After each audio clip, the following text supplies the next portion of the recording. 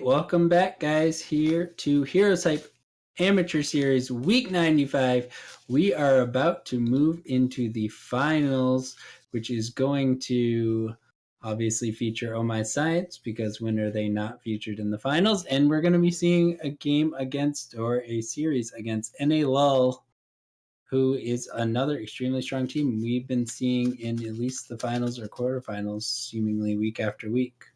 So I'm really excited for a 3-game series. Unfortunately, they chose to put the words NA in their name, and as we all know, NA hasn't won anything in a long time. Yeah, except for BlizzCon, so maybe they're just going right. But that was like 2 years ago now. Oh, it was a very long time ago. But it happened. It happened, and you can't say that it didn't happen. Oh, man. Really looking forward to the best of 3. We're done with the best of 1, so no more cheese. Or limited amount of cheese. They can still cheese game 1. But I know for sure one of the maps is not going to be Battlefield of Eternity. I can say that 100% confidence. You already That's exciting. I believe that the Volskaya ban is going to stay for Oh My Science. And I just like 3-game series because there's a little bit more depth of strategy, right? With your picking and your map picking bans. It really comes down to how deep their hero pools are. It's really important that you are not a team that's always like, oh, like we need Tomb of the Spider Queen or like Dragonshire to win like a game pretty convincingly. And looking at the teams, I'm decently familiar with NA/LoL, Zergling and Mitchie D and crew. Really strong players. I've been playing the game for a long time. Definitely have some interesting pocket strategies available to them. Oh My Science, though, is the big name to bring down today. I just like to explore other parts of the Nexus.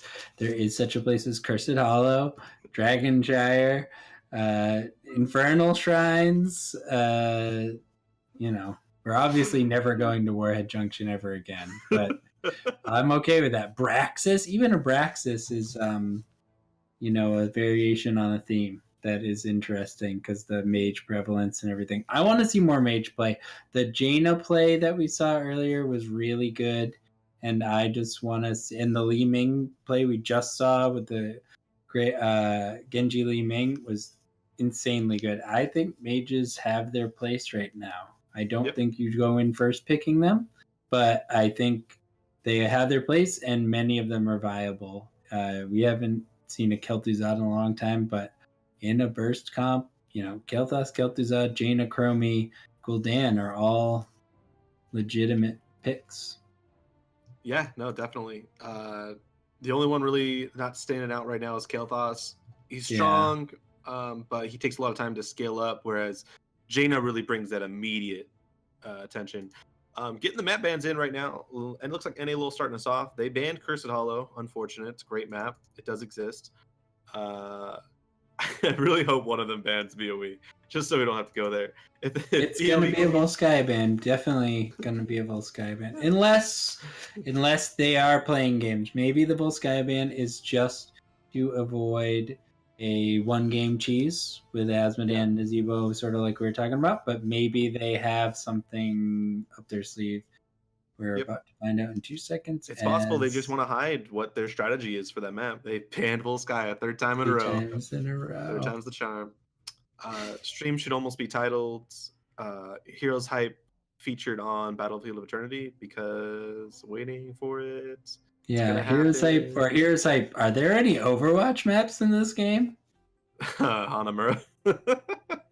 Not available in this map pool, guys. And very upsetting. We have not even heard a squeak of like, "Hey, where are you? We're working on it." As far as they're concerned, I think they're just hoping we forget.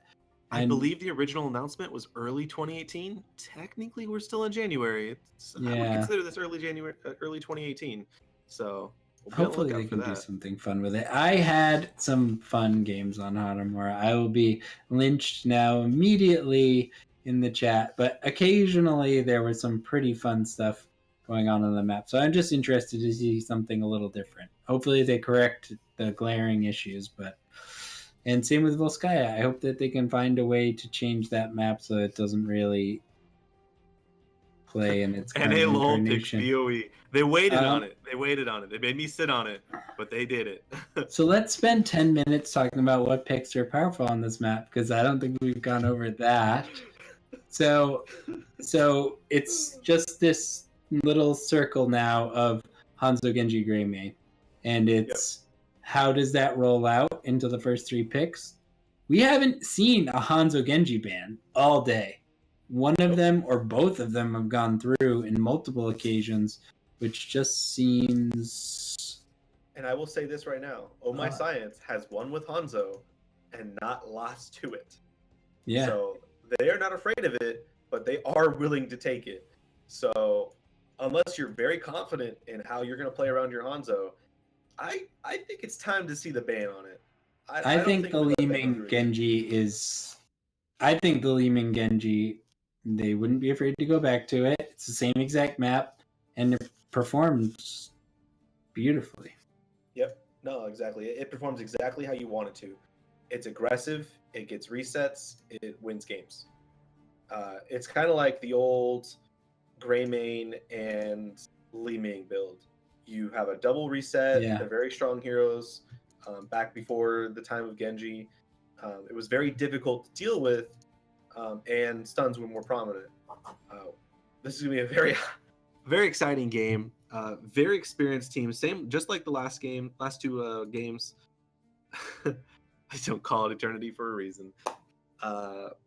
Really excited to see what Zergling's team does here, because I have played with those players and listened to them talk about the game, and I know they are willing to do some weird stuff.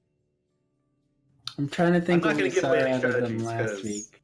I followed them last week. I believe they did lose So My Science in the finals. So unless I'm mistaken, I think this is a repeat of last week's finals. And it was a 3-game series. Mm-hmm. I'm almost positive. I can't say for sure. I definitely missed it, but probably. You heard it here, guys. Dunkstick not supporting HeroesHype in any way. I like to come to their live events. What a nose picker. It's the free tacos. And a nose picker. Andy's a nose picker. Oh, man. Dying over here. Not our fault. We didn't pick BOE even once, says Dark Chimera. But you also didn't let Volskaya through. All these people just wanted to play Volskaya. They may not have picked it, but they let it through. And that's what matters. That is what matters. I love this map. It is a little bit much going to it time after time. But to be honest, this is a map that I'm okay with seeing a lot. Everyone knows what's strong. And it is a lot about how you play. And it's positional, and there's a lot of gray area in the middle where you can't see because there's no minions, and I think a lot of the good plays happen in there with sort of posturing and stuff like that. I'm going to go on record and say more lanes, more fun. More lanes, more fun, I agree. 5-lane map, please. Hanamura, 5 lanes, confirmed. Here at HeroesHype. BOE is, I think, my highest win rate map, but it's also my least favorite. I don't like this map. I never have. It's just, it doesn't click with me. I'm good at it because I play tank, and it's so easy to play tank on this map, but don't like this map. It's great to play tank on this map. I also play tank, and I just love getting an ETC on this map. So My Science banning first on the right side. Yep.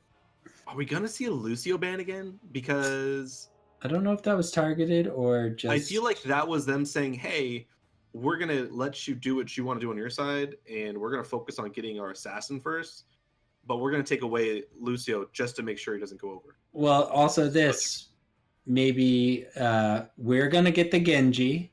We're taking Genji unless you ban it. If you don't ban Genji, we're taking Hanzo. But if you ban Hanzo, we're taking Genji, and the sound barrier is an extremely strong counter to Dragon Blade, and also the mobility maybe allows you to escape from Genji. You said last game you don't get away from a Genji. Maybe the only chance you do is with the Lucio speed boost. So now choose your poison. Choose your poison. Yep. And there's the Hanzo ban. I think this is the ban. I agree. Do the Genji Greymane trade off. I don't think really either of them counters the other. I think Genji for Greymane ETC. For Greymane ETC, Yep. it's a fair trade. Yep. It's gonna be definitely gonna see Greymane ETC, I think, here. No, Li Ming. Wow. Li Ming. Yeah, we talked so about take the Li Ming away, and like you said, this was the original combo. Yeah, no, this and Li Ming doesn't really get countered by Genji because there's ETC Uther. You've been calling that Uther. They wanted the stun follow up and the Divine Shield with the Genji. But I was saying about Li Ming, she's gonna go the Calamity build, and when Genji's big thing is he dodges skill shots, but she doesn't need to. She just jumps on you at that point with Greymane and you die. So I want to see what they go for tank wise. I think Diablo was a very good pick against Genji because it is a point click stun. It could really ruin his ability to protect. Malthael is a very good ban here, very strong solo laner, and followed up with a Genji can cause a lot of havoc, especially if he has a Divine Shield available to him himself. All these targets are great Divine Shield targets, so I really like the fact that they're getting rid of them. Just like the Sonya last game, how the Sonya really shined with the Divine Shield in the one team fight. I think both teams have gotten everything they wanted to this point. So I'm really hoping LUL has something nice and juicy on this 3-4 that we are not.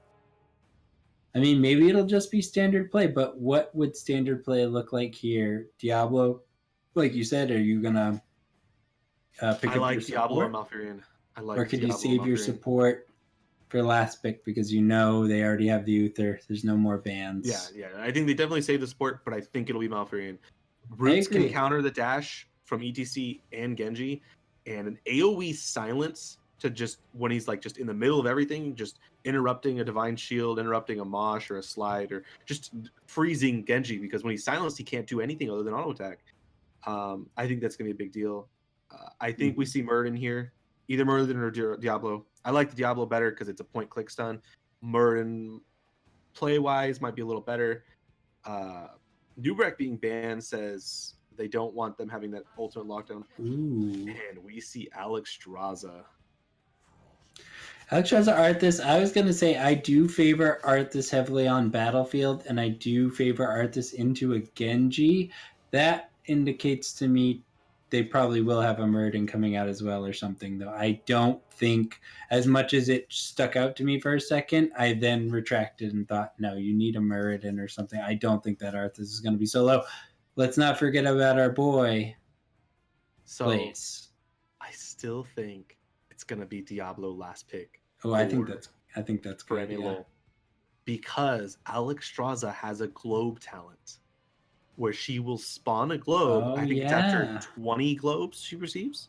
Kind of like how Progrock takes the long stack up. It's so good because I think, what is a healing globe heal for nowadays? It's 20% and 8% of your mana. That is such a good heal for everyone. It could open up Li Ming to taking her globe talent at level 1 instead of the spell armor, but still think it'll be spell armor, but just saying it's a possibility. That's exactly what I thought almost I would pick. Sonya and go back to the Tychus. Because they know there's another tank coming out right now. And I bet you anything it's Diablo. Let's see. They did nerf the value on the... So it's 9% health, 7% mana now on the... Can't believe I found that so quick. They definitely know it's coming out. I think Diablo... I think Muradin works. I think Diablo's the pick. Like you said, we'll see. Yep. Maybe Blaze. I think Blaze could maybe work here. You really want that Blaze to work? I want it to work. Come on. But I don't think it's practice enough. I think it's the finals. I don't think They don't have enough interrupt, in my opinion. Like, it's just so much mobility and getting in your face that, like, you need something that can body block and do the damage. Not my first pick. Definitely still a good choice. Yeah, better choice than Blaze. I think I can agree there's probably 3 better choices than Blaze, right? Sanctification will be key here on how it's used to either enable a reset or protect from the initial dive. I thought Still not a good enough solo laner to deal with Sonya, but it's a little better than Arthas in my opinion at this point. Yeah, I agree. And Arthas can get some value if he goes Frost Presence at level 1. He can get a lot of value in the 4-man lane, stack up his quest really quickly. And that quest can be really impactful. So he can lean away from block, get the Howling Blast quest. It's really impactful on this map.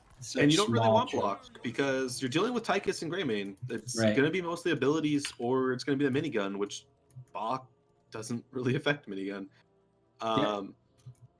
Really cool thing. Yep, there's the Frost Presence pickup. Going to call it out right now. Zergling on that Tyrael. Mitchie D's playing Greymane. Sirius on Arthas. Alex Straza being played by Dan Clan. And Pupkin's Lairer playing Li Ming. And on the right side, again, we got Oh My Science, Battery on Genji, Hacho on ETC, Troy 1010 coming in on Tychus, Dark Chimera playing that Uther once again, and Suryu on Sonya. As I watch these players more, I realize they have a lot of comfort picks. These are all comfort picks for them. They just play it in the comfort. Uther opening up with a stun onto Sirius, way out of position. He's looking like he's going to go down. Yeah, just slight mispositioning. And the Hammer of Justice coming in to let them get that body block wrap that just caused them to have to go the other way.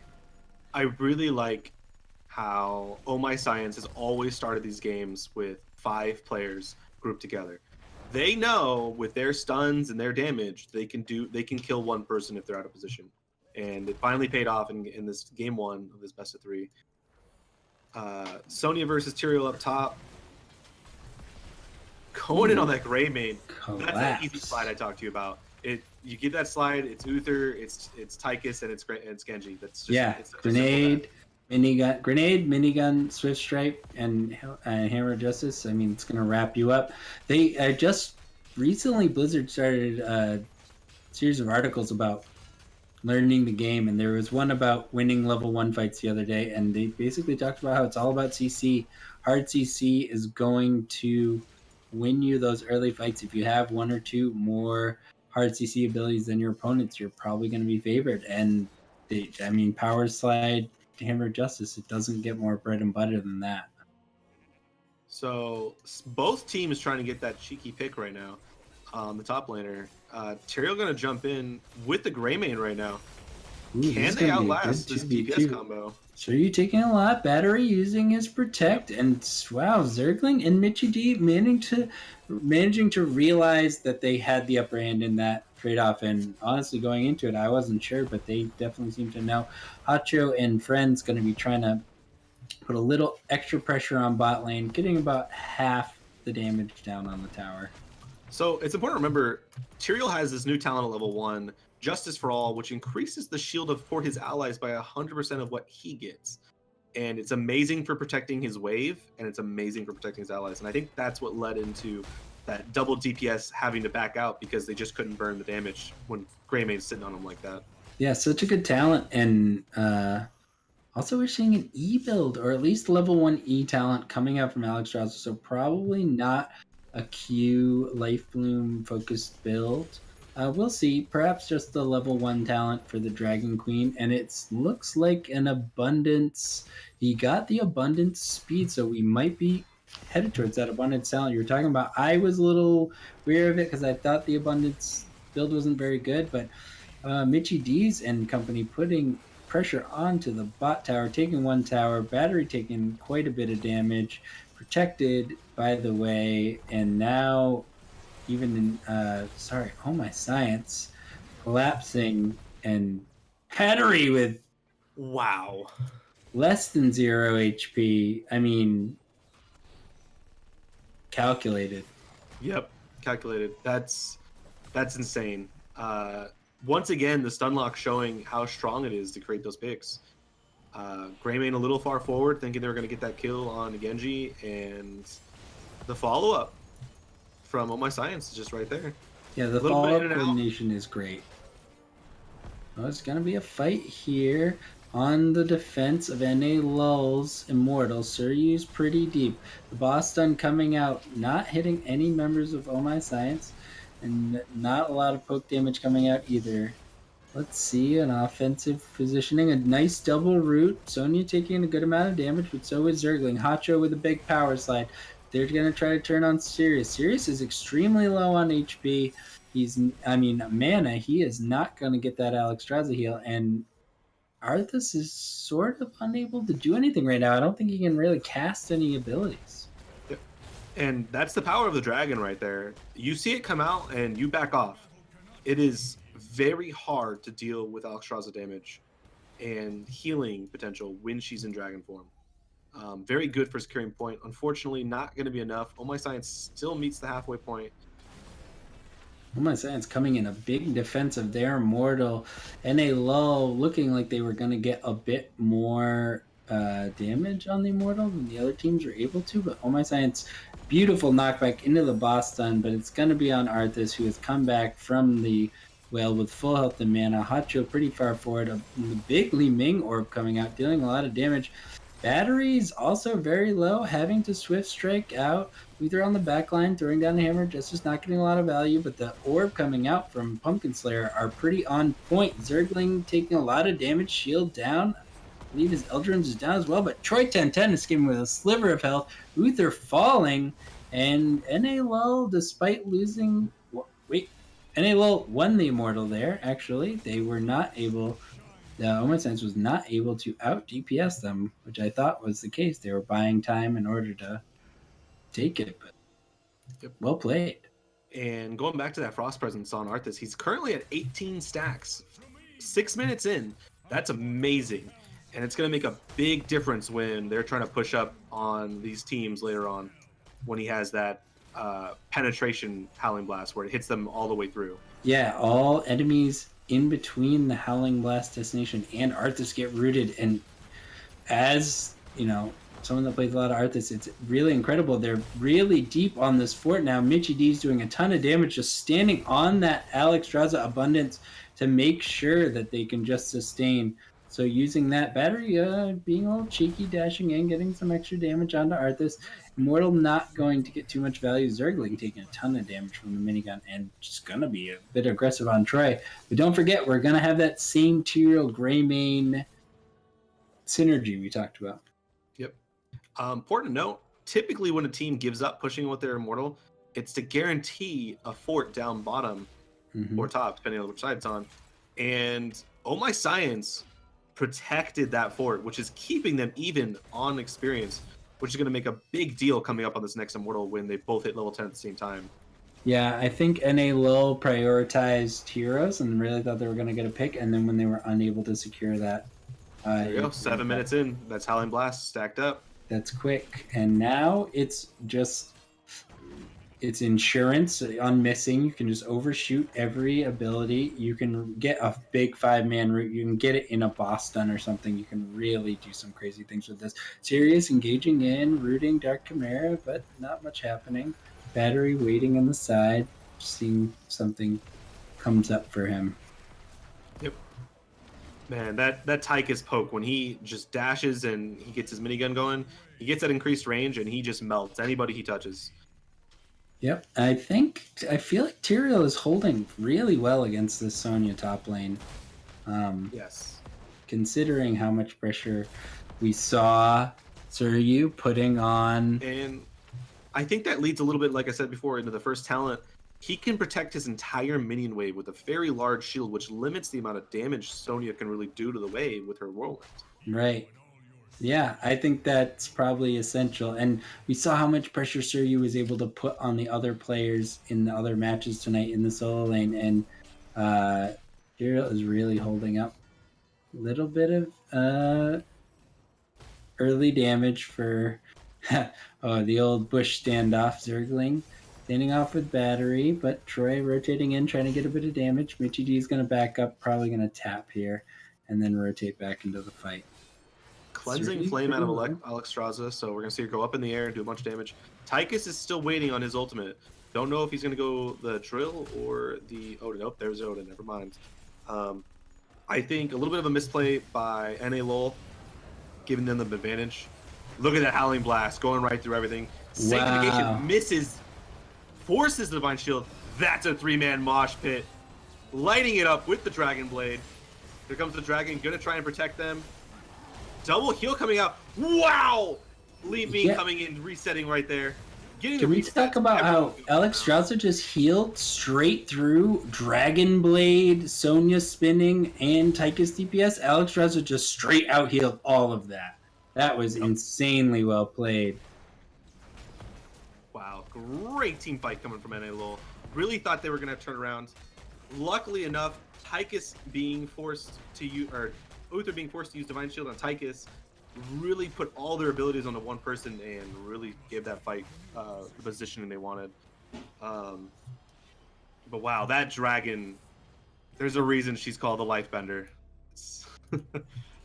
Yeah, that was really, really well executed. But because of such low health and mana pools, LUL had to reset before this fight. Mitchie D's did not manage to back all the way. Zergling, insanely deep, not being punished for it. But now Mitchie D's, he was unable to back before the fight started. No sanctification up, easily taken out. But a big counter kill onto Tychus and onto Uther. Incredibly well done. Pumpkin Slayer taking a lot of damage from battery as well. This is a 2-for-2 so far. Hacho in hot water here. Arthas not going to let him escape. And we do have an E-build, Alex Strauzer, who is doing a lot of damage, self-healing herself. Cleansing Flame coming out. Going to try to heal Zergling, just barely keep him up. Very well done. And that's why Cleansing Flame is so amazing. It damages and heals your allies. If anyone tries to pick a fight on you while she's doing that, it is not recommended. Arthas snare coming in, Greymane to follow up. That is going to be a dead Sonya. No escape for her today. Gonna try and keep following on the Greymane. Unfortunately, not enough follow up after that. Greymane gonna go ahead and walk out of this. I really love Zergling's Tyrael play. It seems like he's very well versed in what the new version of Tyrael is capable of already. Yep. He was not afraid to go in there at that low HP. Yeah, that's what I was thinking. Yeah, knowing full well, Greymane Genji doesn't have that kind of damage in a 1v3 situation to kill him, so really putting the pressure on.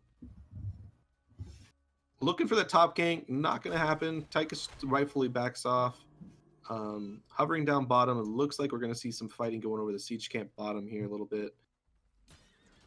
A little bit of a stalemate right now. Pacify coming out of Alex Strauzer going to be really important to dealing with that Genji damage. Oh, that's really a great pickup. Yeah, Not very good heads-up pickup. The passive on it, where cooldown was reduced anytime she heals a rooted, stunned, or silenced ally. There's a lot of stuns. She's going to heal a lot of people. It's going to be up a lot. 30-second, and it's a 60-second. That holy ground to take the siege camp. It's exactly what you hate Tyrael's about. Unfortunately, he's going to fall for it. Don't think it's worth it. But don't think it's worth it. It's early enough. 28 seconds, not too punishable. Acceptable, but not really worth, I guess, is, the category. They are going to go ahead and trade forts now. Troy 1010 forced to go ahead and clear that camp out. Gonna start working on the wall. They had the advantage on speed. Yeah, and LUL has the camp, too. Yes, and they have their own camp. Yeah, they're going to try and get some wall damage. They may get a tower. Oh, yep. Really well done. Just recognizing the situation. But as you see on my science, never caught completely unawares, right? Take a little bit of damage, but they mitigate it well. Yep. All right. Gonna probably see a little bit of a standoff here. Both sides being on their own immortal side. Genji always forward. Genji's always forward. And you know what? I feel like LUL just giving up this damage. There's no point for this. Why are we standing still? Yeah, why are they not fighting? And you really got to get in and take advantage with your holy ground while you can. Zergling coming in from the side. Nice separation. Sir, you pushed a little bit back. I was just thinking he needs to separate Sonya. Spinning out, healing quite enough, or barely missing. But now you're missing 30% of your Mortal's HP, and you've got to make up for it. Try to force something to happen. Zergling very deep. Orb missing again. Cleansing Flame coming out. 2-man mosh, but the sanctification, Leeming's gonna fall, just stuck in the mosh.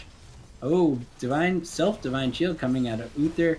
Dragon Queen is popped. Uther taking a lot of damage. The members of NALL that are remaining are pretty healthy. Scratch that. Michi D's gets bursted in an instant. Hammer of Justice. Swift Strike. Suryu barely walking away with any health. Hacho doing his thing, zoning them out. And unless some sort of miracle happens, NALL is going to be staring down a really healthy Immortal coming out. I did not notice this until just now. That is an orb build Li Ming. Oh, That is wow, Zay's you're right. Vengeance at level 7. I was a little surprised because she threw the orb from so far back and did not move into Calamity. So it was very surprising that I looked and I saw it. I think that's a pretty of a big mistake because you really want that real quick burst damage to follow in. I agree. It's such close quarters. A big power slide coming in on Hacho onto Zergling. Zergling just taking too much damage. Can he get the value with the trait? A lot of damage on a trait. It's a Tyrael trait enabling the counter kill. Hacho also very low and low on mana. Sirius just trying to control the front line. Michi D's full health and mana. He's going to be able to just go onto the back line, get a ton of damage out. And it was sort of a similar situation to earlier where this time Oh My Science had to reset a bit and it cost them. Important to note here, it's already been to the halfway phase, so they can work on this and just burn it down. They don't need to stop like they did last time. Put some damage on that Greymane. Sonya coming in with the ETC slide. Wow, that's a quick escape. Nice escape by Pumpkin Slayer. The Cleansing Flame just to ensure that he gets healed up. Arthas getting caught out in the lane, just trying to clear. The HPs on these are extremely close. It's looking like Oh My Science is going to be able to take it.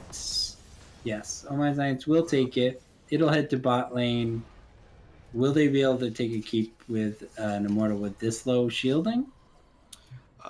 Possibly.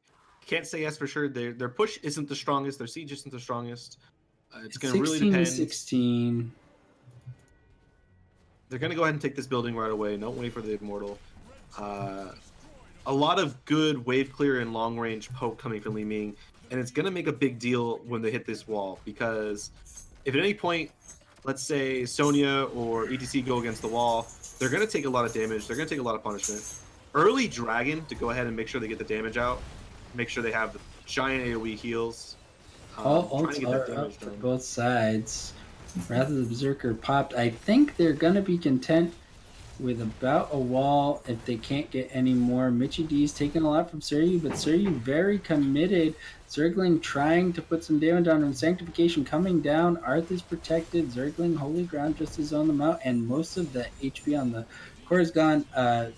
Divine Shield onto Sonya. Zero-man Mosh. Dragon Blade coming out of the back. Manages to get Zergling with the reset. But here he comes with the trait value and keep one kill. I think they're very happy with that. This is a very close match, and Oh My Science is playing it safe. We did not talk about it. Tyrael went the full I have Holy Ground on a 3-second cooldown build. He took the attack damage, auto attack reduction on cooldown, and if you watch that fight, I'm pretty sure he Holy Grounded about 7 times during that fight. It's pretty crazy because he has so much mobility at that point, and he does a lot of damage.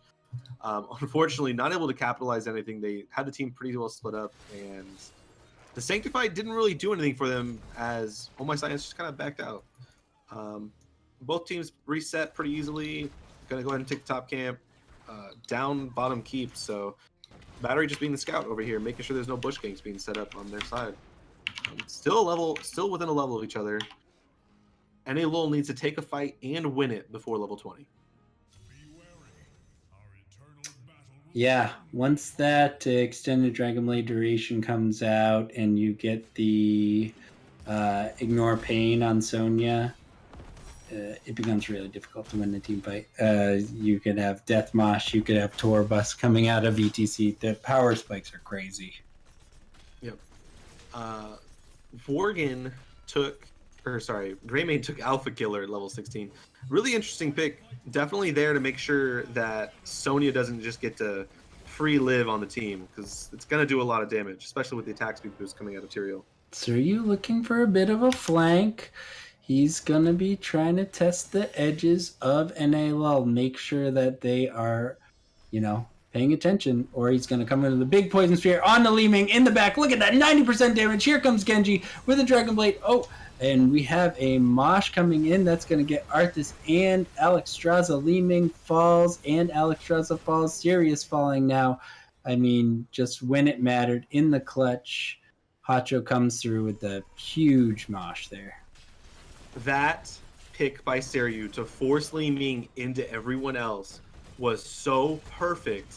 They got both Alex and Li Ming right off the bat, which was 100% what they needed to do. And did you see the actual sliver of HP on Li Ming once the poison spear hit? The nerfed poison spear from 150 to 125 to 100% bonus damage. I mean, it still erased that Li Ming. It just does so much damage, especially when she doesn't really have any. She didn't go the spell armor, so she doesn't have the damage reduction available for it. This is going to be a full health immortal. They're either going to run it up through top, or they're just going to go ahead and push through bottom and end the game just like we did before. Yeah, with the 20 advantage. I don't know what there is you can do other than fight behind the immortal and pray. They do have Greymane, so if they can get a 4-for-1 or some kind of extremely favorable exchange, they can probably DPS this immortal down. There is a full wall keep, only if they take an extremely beneficial fight here. Zergling moving in, getting the Holy Ground down, trying to get some pressure on a Troy. Cleansing Flame coming out. NALO looking very healthy. Missed combo by Li Ming. Nukes coming out from Tychus. Michi D taking a lot of damage in the backline. Seryu again. Huge poison spear on the Michi D's. That dot damage is going to kill him. He is zoned out, but maybe Divine Shield coming onto Troy. Just going to make sure he stays safe while Li Ming gets picked off. It looked like there was going to be able to be a counter kill onto Troy, but now Alexstrasza are also going to be falling, and Troy, they're trying to kill him, but it's just not quite enough.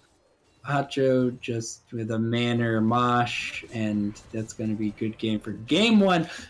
I think I'm going to predict game two, we're going to be playing something other than Battlefield, which is like so great. This is why a lot of people don't go anything other than Calamity build on Li Ming. You have to get in the thick of things in order to do damage. You can't weave the orb through anybody. And it showed right there when they couldn't even kill Tychus. It's even though she was right on top of him, ETC or Uther just tanking those orbs point blank, it doesn't pay off. Yeah, or if the orb misses, it's like Bronze Talons for Chromie. The orb misses and you've poured a talent into getting value from the orb, but you miss the skill shot and you get 0 value. But you go something like Calamity, you miss the skill shot on the orb, you have another ability that does damage, you have a backup. And like you said, Calamities, you just go in and it just hits everything. You don't have to aim it.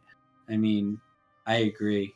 I think it was a narrow miss, but NALO played really solid.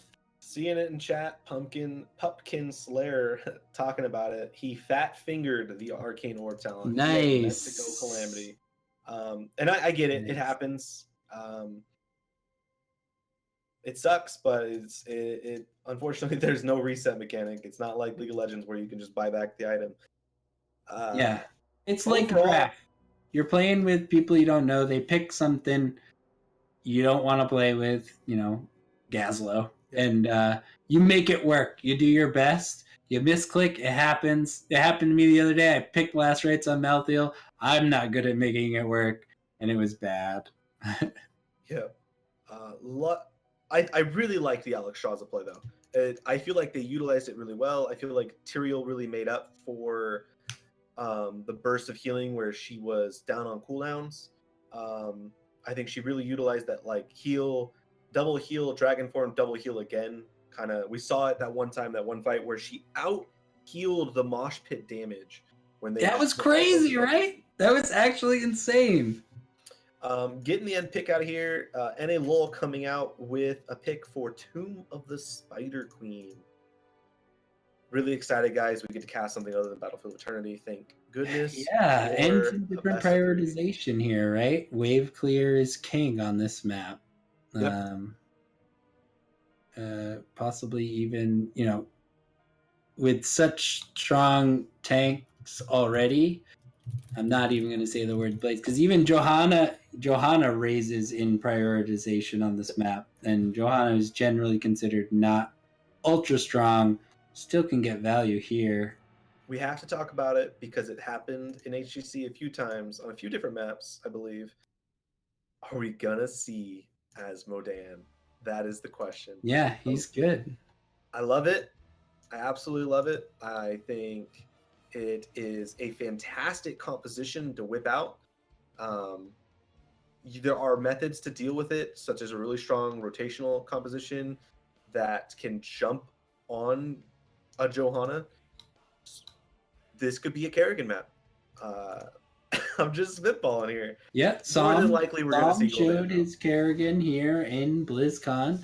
I mean, obviously Psalm, but if you're comfortable on Kerrigan, you think you can hit those combos, totally viable. And then we start to see some stuff to come in to try to complement her, right? ETC, that is a very classic combo, right? ETC Kerrigan or Muradin Kerrigan, just really strong rotationally. Yeah, Tomb is probably one of my favorite maps. I love the design of it. Really cool how the web weavers work. For those of you that don't know, they have a timer on their health. Basically, when they spawn, they start ticking down slowly on their health. If at any point you leave a lane undefended, especially in the late game, I want to say post 16 minutes, a web weaver is more than enough to take a whole keep pretty quickly. They need to be addressed, and it puts a timer on the map, because if the enemy team keeps putting out weavers and you're not, they're going to take your buildings and they're going to win the game. Getting the game started up, about to go in a draft. NA LUL versus Oh My Science. Second game of the best of three. First game going to Oh My Science. What do we see banned? Do we see Hanzo, the trifecta again? I don't know how good Hanzo is on this map. I don't know. He is strong on the boss, but the boss play on this map is usually more of a we've taken a fight, now we go for the boss. I mean, the top lane is where you're going to want to focus in order to finish. Boss is generally considered a finisher here, but does that bump Hanzo up enough? I mean, he does have wave clear, but like you said, he's got to bounce it off stuff. And like I said earlier, the Asmodan comp, does Hanzo do well against an Asmodan? Oh, looks like we're going to see him banned right away.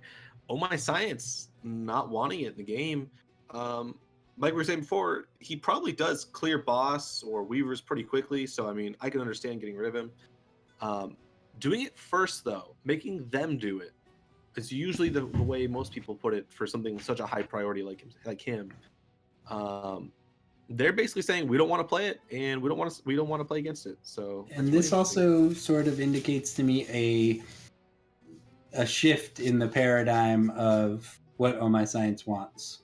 Every other time, it was ban something pointed as in targeted, or seemingly arbitrary with the Lucio, even though we know that's a strong ban. I thought they were going to lean away from the Genji, but I'm 100% wrong. So I thought they were going to lean away from the Genji.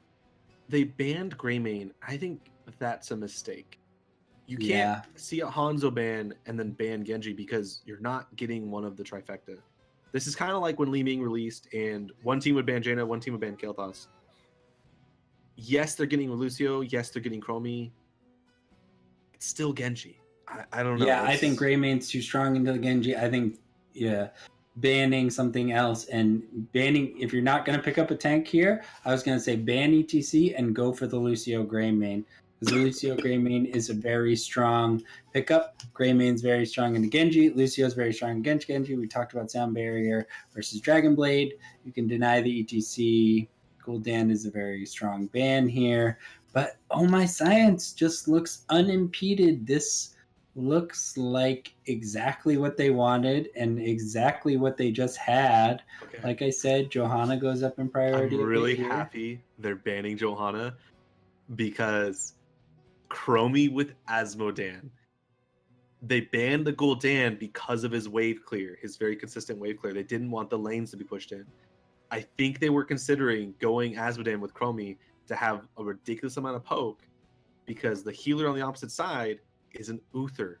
He's very good at burst healing. He's not very good about sustained healing. Could we that being even see said- something like a Lunara?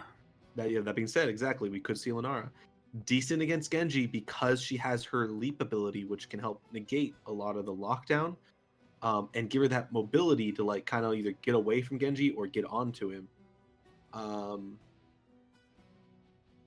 Definitely gonna see bronze talents out of Chromie.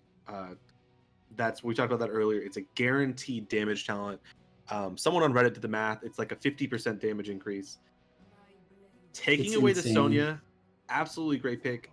Uther as well. All that lockdown, all they need to do is web Uther, and that's a dead Genji.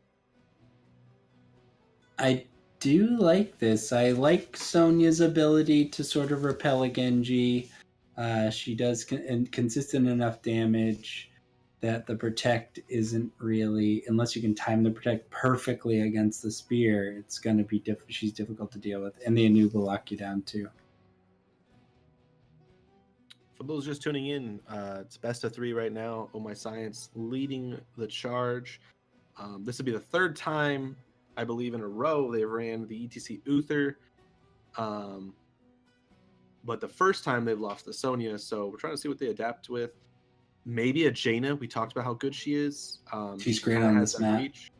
She can definitely get away from a Sonya with the slows, as long as she dodges the spear. Maybe Li Ming again. I don't know. Probably not Orb build. Ooh, Kael'thas. KT Rag. Burn, baby, burn. Trixler's turning over in his bed somewhere. He hears the echo of Lava Wave coming down the lane. I do think this will be a Sulfuros game, probably. Mosh Pit, Dragon Blade, KT stuff, plus a Sulf Smash. That's a lot of damage. I think from what started out so standard from Moment Science, it got so wacky and fun. I love it. I'm really happy for the adaptation. Bringing out the Kael'thas, basically telling us, hey, you said Kael'thas sucks? Well, we're going to play it anyway. I actually think it's going to be Lava Wave. I really do. Yeah. With their comp, they can 5-man snowball in a lane and later on and clear a whole wave and just say, hey, you have to address that or address us. And it matters. I was going to say, do you think the Lunara could still come in here? Tyke is serving a similar role, not as poke-oriented. I think he's going to be effective and really prevalent. I don't think it gets talked about enough. I saw him in HGC a lot this weekend. So is this just a meta shift away from double healer? Tyke is sort of gaining a little bit of ground. I never thought he was bad. Here's what I think the Tychus pick does. You go the level 4 talent, bigger they are, and especially against a solo tank composition, even a double tank composition, when the healer really wants to be able to heal the main assassin, especially against Uther. Uther, like a lot of targeted heals. He wants to be able to heal one person only. If at any point Hotcho decides to run forward, there are multiple tools to interrupt him, stun him, keep him still. Tychus, with bigger they are, can melt his full health in 2.5 seconds, if that. He'll take him from 100% to 40%. You then have Sonya, who, despite having a nerfed spear, does so much damage, and a Chromie, who just lights him up with her massive amount of burst. I like it. We're going to see how it plays. Coming into the game, welcome to Tomb of the Spider Queen. We have, on the left side, NA LUL, Zergling on Sonya, Mitchy D's playing Tychus, Pupkin's Lair on Chromie, Sirius playing Anubarak, and Dan Clan on Lucio. And on the right side, we once again have Oh My Science. We have Battery on Genji once again. Troy 1010 playing Kael'thas, Dark Chimera on Uther, Hacho on ETC, and Suryu playing the Elemental Lord of Fire, Ragnaros. And I think it's going to be fun seeing Suryu play this character. I like watching Suryu play a lot.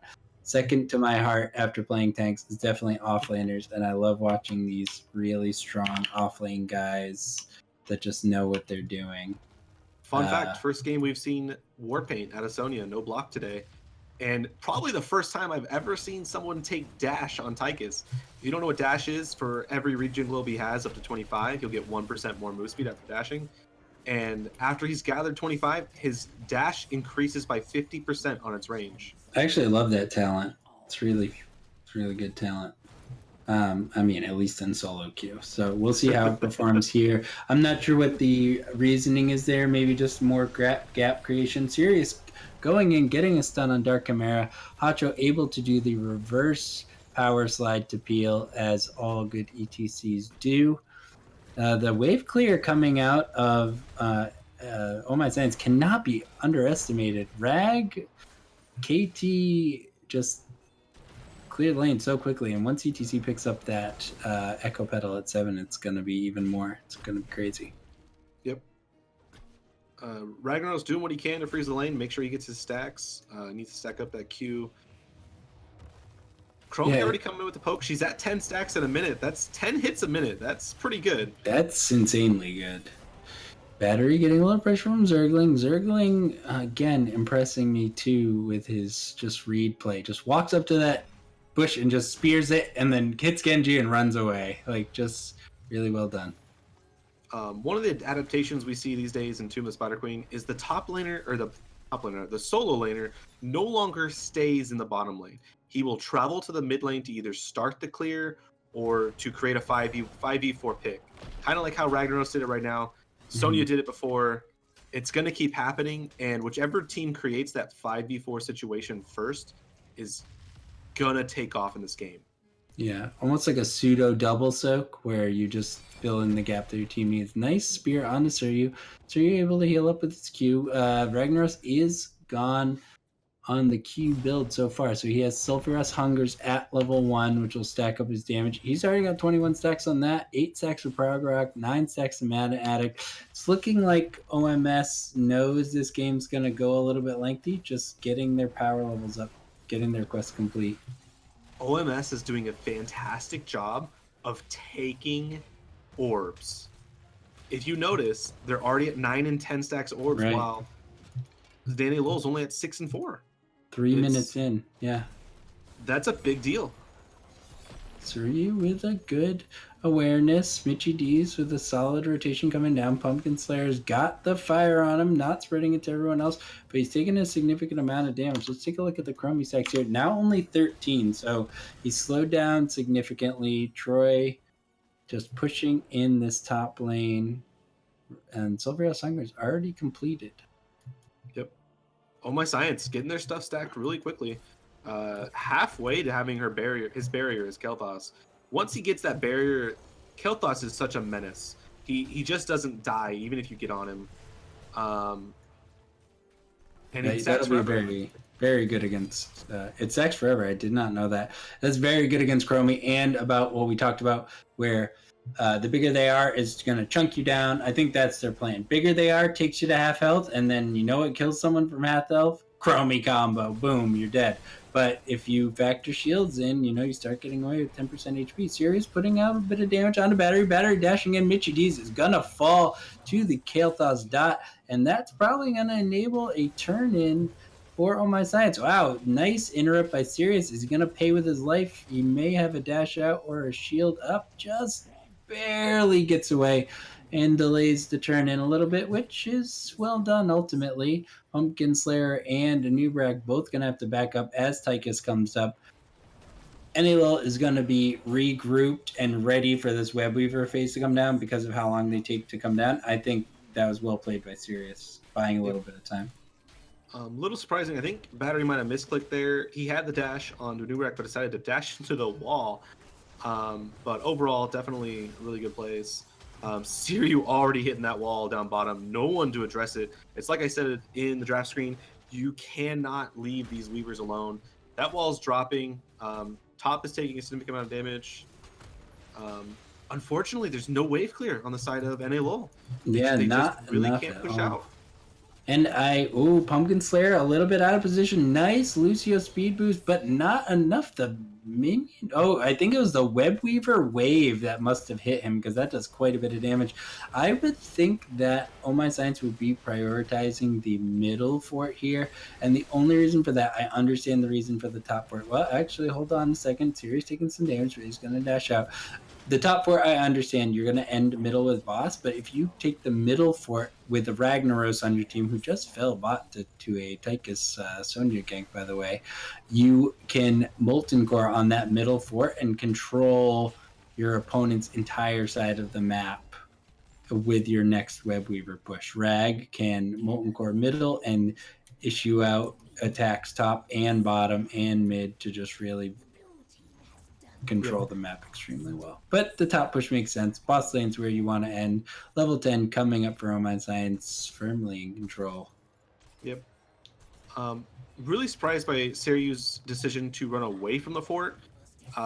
Because he did, it took a little longer for the fort to fall, which eventually led to his death. Still waiting on his pick. Like I said, I'm still predicting that lava wave. Weaver's coming out. And it's completely backwards from how it was before. Oh My Science has the wave clear. They're level 10. Seryu just dominating Zergling. Yeah, Sirius taking tons of damage, able to escape, but the Web Weavers are going to fall in just a second. And also, Molten Core just not even used. Yep. It is a Sulfuros smash. Stage dive. Stage dive self. Divine Shield, Dragon Blade, nothing else too crazy. I think we have a Phoenix. I did not see a Pyroblast come out. Yep, Slowing Sands coming out of Chromie. So lots of standard. Stage Dive, a little different, especially on this map. It's really small, but I'm guessing that he really Hacho just wants to get on that back line, get on the Chromie and power side back to his team. Sirius trying to zone in. Battery in as Genji going into the cocoon. He is isolated from his team, so he's not going to get out easily. Stage dive coming in. Nice. Like right there. Just shows the value. Hacho able to get the zoning. Dark Chimera taking a lot of damage from Zergling, though. It looked like he's going to fall. Let's see if he can get healing value, and he got the Divine Shield off on Battery. He gets the reset with the Dragon Blade. Anubarak also falling in the back. Suryu pressuring, but it's a 1-for-2 trade. Uther managed to buy just enough time, get a lot of trait value. I mean, well executed. See it again and again. All My Science has completed all but one quest from level 1. Meanwhile, NALOL is only halfway done, and that made a big difference in the fight. At no point was Troy 1010 threatened. He never had to use the barrier, and they put a lot of power into him, and they paid for it. Sonya falling off on the side, and Anubarak trapped behind a Ragnaros and an ETC. Troy is having just one of those games right now where you're winning, and it's just joyful. You feel no pressure. They really need to get Sonya on that backline, able to pressure him, but it's so difficult with the Uther peeling you, the ETC peeling you. I mean, Hacho is on the ball. He's never going to let his backline go unprotected. Quick side note, Troy 1010 is playing what I consider the Korean Kel'Thas build with the auto attack when he Ds. It plays this trait. It is very effective. It's guaranteed value, similar to Bronze Talons or Calamity. So highly recommend taking a page out of his book. Yeah, that used to be a highly prioritized talent back 3 reworks ago. But talking about Troy not being pressured, Troy does pop the shield and was a bit far out. Hacho peeling, Molten Core coming out, Battery dashing in, Sirius taking a lot of damage, but managing to burrow out himself. Zergling taking a fair amount of damage, but wave clearing well. I mean, the Sirius is the best wave clear. Zergling takes Sulfuros on the face. Feel the might of the legendary weapon, just ouch. And Lucio falling too is even in I keep saying even in death. Looking at Battery's name is Oh My Science, gonna be able to close it out right here. Another reset onto Anubarak. Dark Chimera is fairly low. They are all low on mana. Pumpkin Slayer again out of position. I think this is gonna cost them. Yeah, that is going to be a quick finish. They're going to go for the core. Low death timers. Sonya coming out, going to jump on them, getting stun locked. Everyone's at half HP. Sound barrier coming in. Tychus on the side, just melting people. Unfortunately, Zergling gonna probably fall here, taking a lot of damage. Wow, he lives. Wow. But they did successfully defend their core, and it's gonna keep on playing through. Very good hold by LUL. Genji's gonna be able to dash out here. Lost just to keep, you know, a little bit of the core damage. We have no Abathur, so there is no Mule, but less disastrous than it could have been. That looked like it was all falling apart. Yeah, unfortunately for NA, it is the mid fort or mid keep falling only. It is the easiest keep to defend, but it is still a keep down, and they did lose the wall up top, which is going to be a very big deal should Oh My Science find a chance to go in and take boss. Stage Dive is going to come out, as well as Odin from Michi D's. Dragon Blade onto the backline. Zergling taking a lot of damage, and the Hammer of Justice is going to be able enough to lock him out of his spin and kill him. Uther just showing his value. I love it. I've been arguing Uther's strength this whole time, and they're really showing it. Suryu, oh, the Chromie combo, perfectly timed. But is that going to be enough? Nice and Uberak, knock up, Hachos, power sliding in, and then Oh My Science just recognizing we have a kill here easily. Pumpkin Slayer is way far forward. Dark Khmer is going to get the Hammer of Justice, and Battery with the punish. Jumps over the wall, going to try to punish Lucio as well. Terrifying. I guess you could say it just wasn't Chromie's time. Yeah, I guess you could say that. She's supposed to know the outcome just here. Showing how harsh it can be when the enemy team has so much CC. 4 of 5 of their players has a hard stun or a hard crowd control effect, and when you can't deal, you have no cleanse. It's Lucio. Lucio has no cleanse. You just can't deal with it.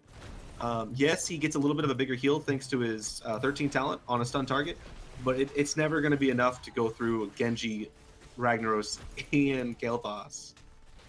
Yeah, I feel like they've just, maybe that's Oh My Science's formula for Lucio is just hard lockdown.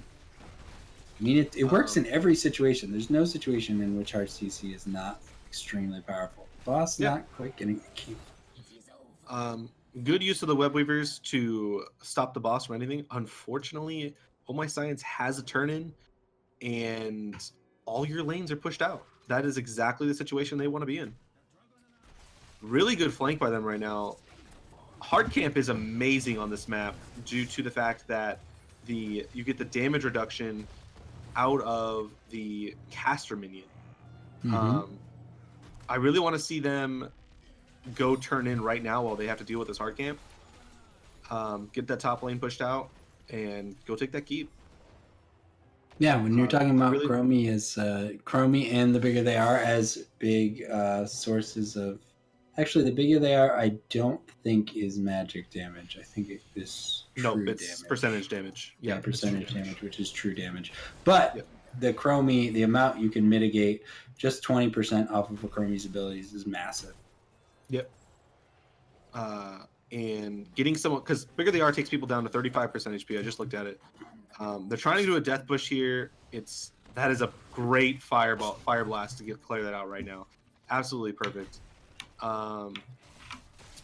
They're gonna push to this top weaver. It's the most threatening lane because even if they can't end, it is the boss lane.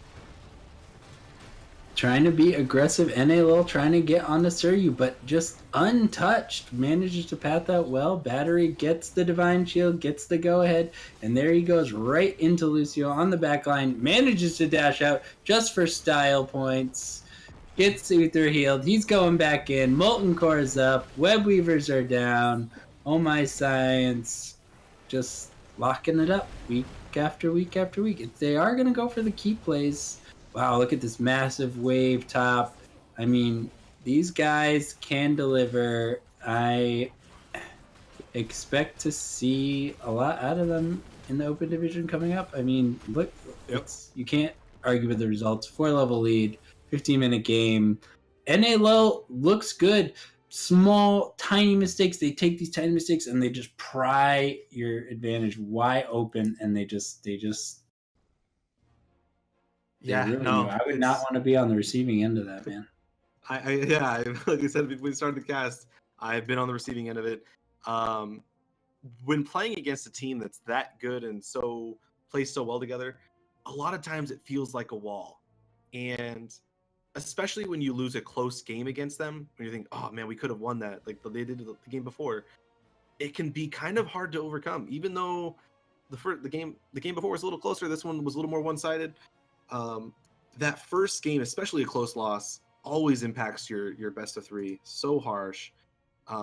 Overall, Oh My Science controlled them so well. Seiryu absolutely dominating people with the Fire Lord, except for that one instance where he died to Chromie. I mean, that was a little disappointing, but yeah, but otherwise, I mean, extremely well played by Seiryu. Seiryu's play, I can't say anything bad about them. Zergling was playing out of his mind on Tyrael game 1. I thought he played extremely well as Sonya there too. It's just you have to go back and watch the replays and really think about, this is where we do the true refining of step here, step there. I really want to talk about that last fight where Seiryu got caught out a little bit, and they had 3 people on him where he just didn't die. He was at 100% HP. Yeah, that's the key though. He took all the Q talents. At level 16, he gets, I believe it's 9% healing additional on top of the already massive amount of healing it does, as well as every target he hits reduces the cooldown. He hit all 3 of them twice to keep topping off his HP. It's so hard to kill him. Insane. And that's hard to do as Ragnaros, though, to be honest. That's just experience. Let's take a look. So it does. Yeah, well, he also took the spell armor at level 4, which, as long as you're hitting targets with it, constantly refreshes. And I think it was fantastic play. I think that their composition was really awesome, and they really took it to LUL. They did what they needed to do to win the game. Yeah, and that's what I meant by they are coming at you with that Uther Genji ETC, and that's their core, and they can beat you with that standard, and then they can throw a little bit of flavor at you, and they can take you down with that too. And if you're not ready for it, it's tough to deal with. Yep.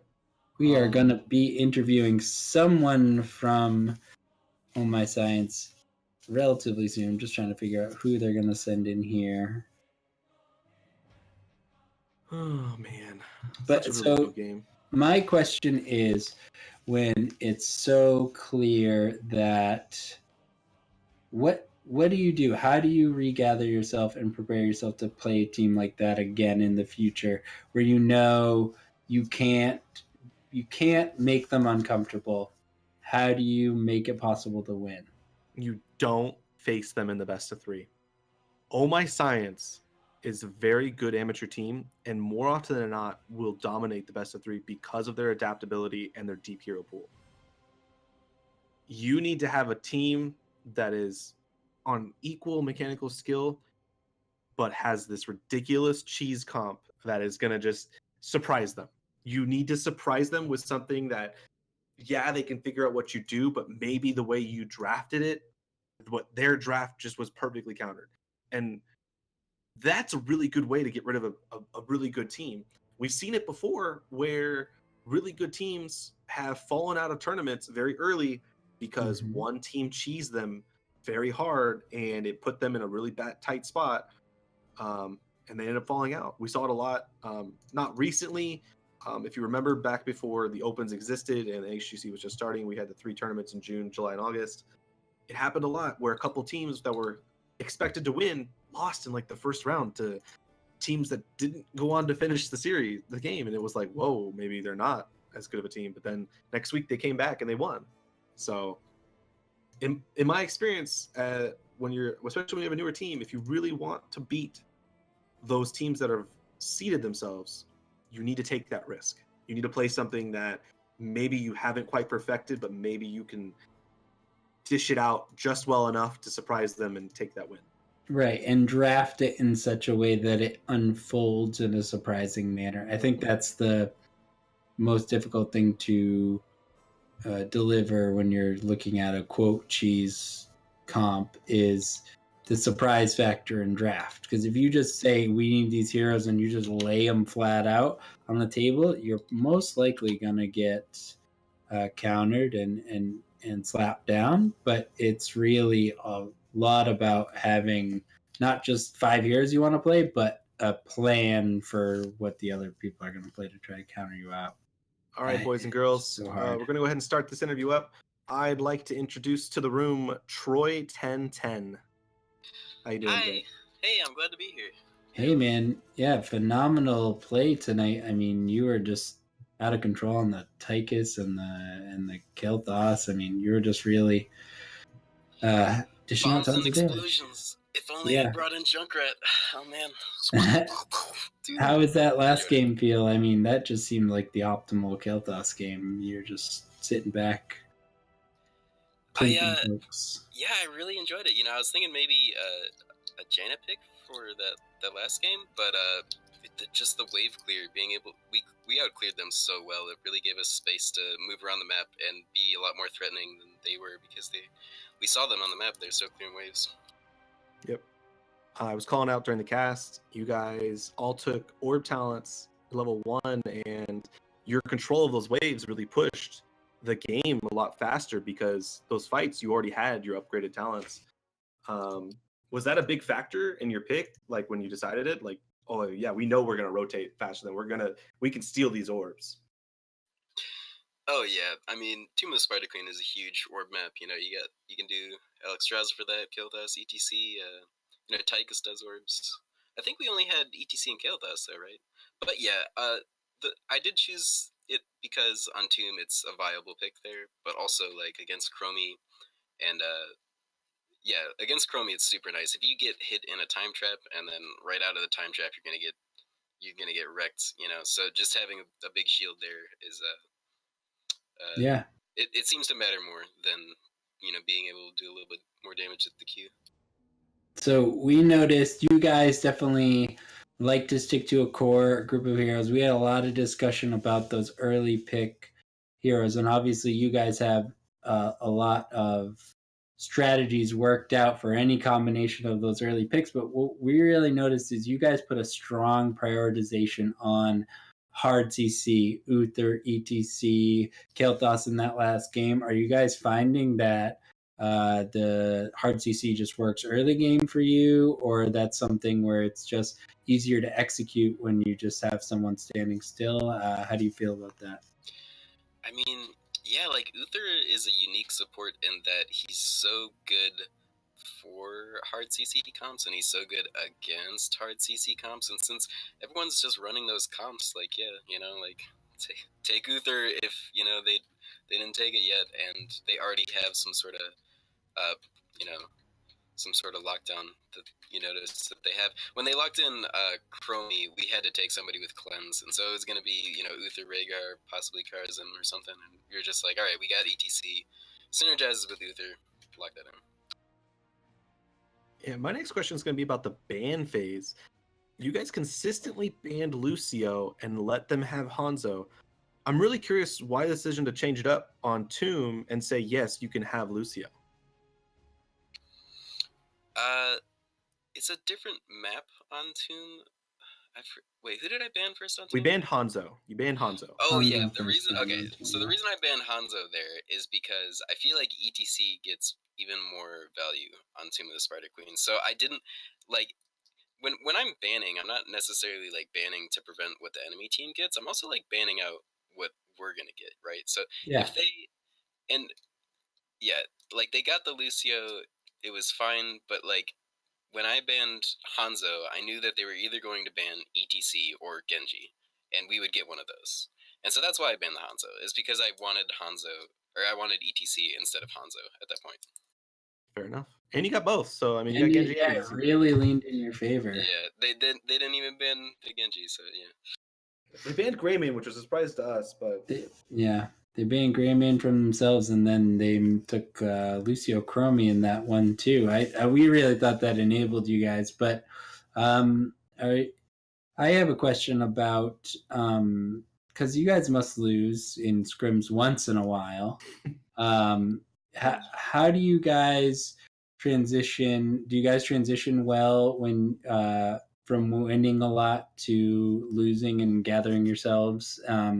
Like if you go down first game in a series, do you find yourself not performing well in the second game? Or are you guys able to pick yourselves up? Because we never see you on the receiving end, so it's hard to know. Do you guys deal with that kind of stuff well? I don't know. Our first like 3 HeroesHype tournaments that we won, we always like lost the first game in the best out of 3, and then we like came back and they were like, "Hey, you did a good job coming back," you know. Just about the team, like I don't know. Some days it's like super easy to like lose and just learn from it, and then other days it's not, you know. But yeah, it's always something every team struggles with, and it's emotions, like just just throw those out and become a robot. I know, and it's so difficult. That's all to say. Like we've scrimmed the NA LUL before, and like they're not they've won against us a couple times. They're very in the times that we scrimmed them. They had the Uther because we didn't prioritize it at the time. So like that sort of helps because like then we knew that they love Uther, and then we could just make sure they don't get it, I guess. And Yeah, they want to be like super scary, and if they have I don't know, it seemed like in the scrims that we were playing earlier they were scarier, so I don't know. right. And that's all. And you guys were definitely projecting that as the second game carried on. Just sort of, you could be far forward. We noticed the rag was super far forward and just sort of unpunished because NALO was sort of on the other end of it that time. And even those guys I thought performed really well and sort of took you guys even the whole way, but every single time you managed to just slowly squeeze out your opponent, and then when the big fight happens, take it. So I thought it was a great performance from you guys. Yeah, our Seryu has played Ragnaros versus Chromie before on Team of the Sparta Queen, and he just really hates getting looped, like that's the worst. Yeah. And I was like, I'm so glad we got a cleanse, we don't have to deal with that, it's one less just nightmare to worry about. But he still died to the full He combo. still did get caught by the combo. Well, Didn't at the know end it. there, dude, he baited them so hard. Like they all tried to get on him, and they couldn't. Like That they was couldn't finish him. incredible. Like Yeah, he I was don't know at if you noticed, but 100%. yeah, like well, he had so many spell shield stacks, it just didn't matter. And that Uther came to help, and then he just got in the fort and was a monster, just wrecked everyone. Yeah. Extremely I felt well like at a executed. lot of those fights, I was just a slow slug trying to get in on the action. A couple times I was like, "I'm coming, guys! All my stuff's ready, but I'm not in range." Because of course, enemies have Lucio. It's annoying. We know Oh My Science has been around for a little while now. A lot of big names in there: Battery, Dark Chimera, a lot of familiar faces.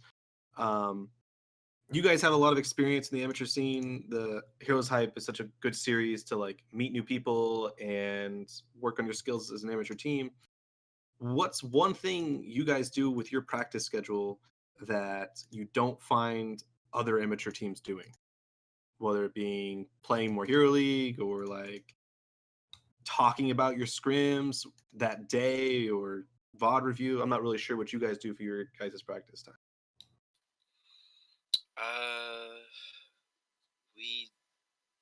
So we're trying to emphasize that that no one on the team can be carried. So everyone has to be carrying the game, and that's a weird concept because there's 5 people in a game. Generally at the end of the game, you notice like 1 or 2 people carried, but like, yeah, like it's not okay for somebody to just sit there and like not be looking out for kills or not be looking out for value somewhere. Like everyone as the team, has to emphasize on that. And so, like a lot of people say Hero League is not a place to practice, but like I think it is. Like a lot of Hero League is that's exactly what it is. You're like, oh, I think this Leeming's gonna rotate top lane and I'm Tychus, so I'll just sit in this bush and just murder her as she goes top lane. Like that's Hero League stuff, and like that's what we're trying to emphasize here is that everyone has to carry for themselves. Now, obviously, Hero League's still not the best because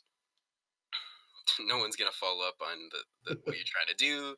No one's gonna be able to play around your macro plan. But yeah, so it's a mix. We all play Hero League on our own because we want to. Like it's not required, but we all do it because we all know what I was explaining earlier, and we don't we're thinking about doing more VOD review and stuff, but really it's just been the scrims. We're just scrimming a lot, and occasionally, recently, we're having little chats afterwards, which I'm really excited about. But yeah, there's nothing we particularly do that's special, I guess.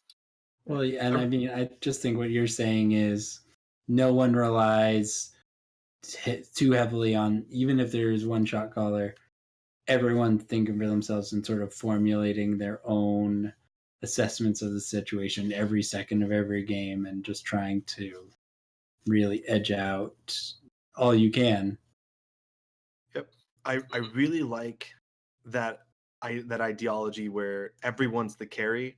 And I think even tonight, there's a really good example of that where during your best of one against Evil Medieval and on Battlefield of Eternity, all the different little things each of you were doing to secure that victory, whether it was Dark Chimera booping Zeratul out of every bush he could find, or I don't remember who was playing Hanzo at the time, using the Seeker arrow.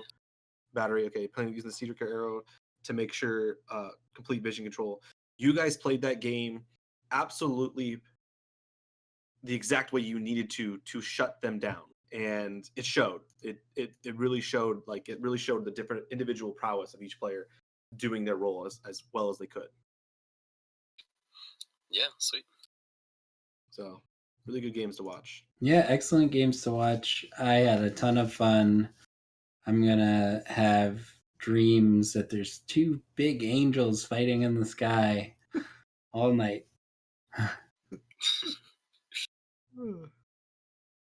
All right. Thank you for joining us, Troy. We appreciate it. We hope you have a good night. Congrats on the win. Hope to see you guys win some games in the Open Division. Thanks. Yeah, can I do a shout out really quick? Yeah, go for it. All right, sweet. First of all, I'd like to shout out to you guys for streaming us the whole from the beginning. We love that. We love when you guys stream us. But also, I want to shout out to my team. They were amazing tonight, and I don't even have any critiques for them. They were just on point. It was really nice, and it just made the whole experience awesome. So, yeah. Yeah, awesome. Great job, man. Congrats to Oh My Science. Thanks for joining us. See you later. Later, man. So that is going to be it for us this week. HeroesHype Amateur Series, Week 95, coming to a close. Dunkstick, I had an unbelievably fun time. I thought it was great. I'd love to be casting with you again. Is there anyone you would like to give a shout out to? Yes, always give a shout out to my mother. Thanks for having me. She thanks for this great green screen that I have that we didn't get to use tonight because my lighting is terrible. But real shout out. Thanks for everyone in the channel. Thanks to Argy for the recommendation for me to try streaming with HeroesHype and casting with HeroesHype. I really do appreciate the opportunity. It's been a great night tonight. Had some really good games. Really excited to expand my resume with HeroesHype and with everyone else. Really awesome meeting you, Fear. It's first time interacting with you, so it's been pretty cool. Excellent, man. I would like to just give a couple of shout outs myself. I just want to give a shout out to Argy. Great job with production tonight. All the HeroesHype people. You are great. Alyeska, Kala, great seeing you. I believe we're going to be transitioning into a Kala host following this up. And I'd love to give a huge shout out to Grubby, hosted us for like 2,000 plus viewers. That's actually insane for someone that streams a lot and has an average of one viewer. That is a large percentage increase for me. But I thought it was a great time. Yeah, keep your eyes on this channel, guys. There's going to be open division games happening here through HeroesHype. Lots of people working really hard on that. So that's going to be coming to you guys soon. And I think that's it for us. We're going to be wrapping it up. Have a good night, everybody. Enjoy Good night. Kala.